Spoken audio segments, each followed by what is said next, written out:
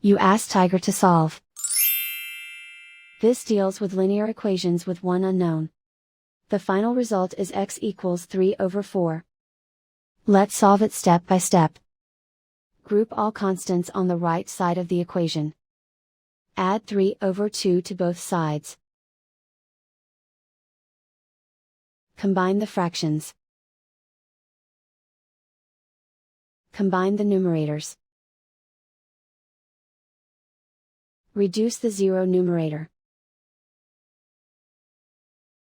Simplify the arithmetic.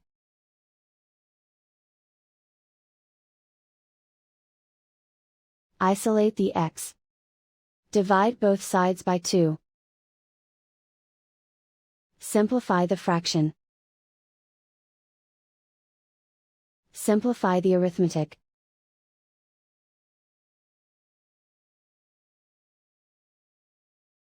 And so the final result is x equals 3/4.